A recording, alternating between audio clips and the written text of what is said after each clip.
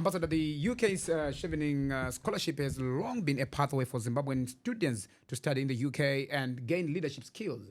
Recently, the USA suspended the Mandela Washington Fellowship for Zimbabweans, which has raised concerns about opportunities for young leaders. How does the UK see its role in supporting Zimbabwean students and the young professionals through programs like Chevening, especially in light of such developments? Yeah, so the Chevening Scholarship Program is something we're really proud of. I think there is now an alumni of 50,000 students from around the world. 50,000? Who've around the world? Around the world, Okay. not Zimbabwe, Okay. around the world. I think Zimbabwe's about 300, 350. Okay.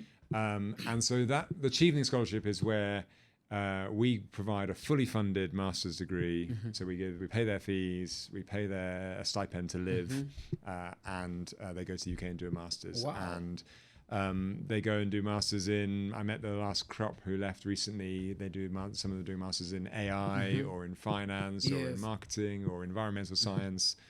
The only condition we say when they apply, and it's a lengthy application process, when they apply, we say you can study anything you want, anywhere you want in the UK, and we will fund it. Yep. But you have to be able to demonstrate how you will contribute back home. Okay. Because it's about building skills and building Back home here in Zimbabwe. Back home in Zimbabwe. Okay. So the idea is, what is it you're going to go and do that you can then say when you come back, you're going to make a contribution to your country, because that's the kind of the offer we make. Yes. And I think when people people go on it, I mean, they, I think they realize they learn that life in Britain isn't always that easy. I think, it's not all land of milk and honey sometimes. Yeah. I think talking to some of the returnees a few weeks ago, those who just come back, I mean, they, from things like we don't greet each other as nicely as Zimbabweans do when you meet each other. Yeah. We always say, Magadi, Mamukase, we don't how do are that. you? Yeah, we don't do that as much. I do that now when I go home and everyone looks at me thinking, why are you...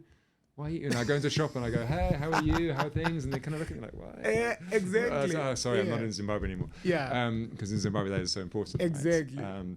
But also they learn about, they and I think in the student body, if you're, benefit from having a Zimbabwean in the group, right? So if you're studying, environmental science and you've got a Zimbabwean there, that adds to the richness of the cohorts. So that's good. And that's the ones with the government funds. There are lots of other scholarship schemes that we don't fund, but they go to the UK, like the Buy It scholarships, the MasterCard, others that support Zimbabwean students go. And then there's a whole bunch of students that also travel. I think we were just looking at the visa numbers, about 1,000 this have just started in the UK studying their bachelor's or master's. So I think it's a good thing.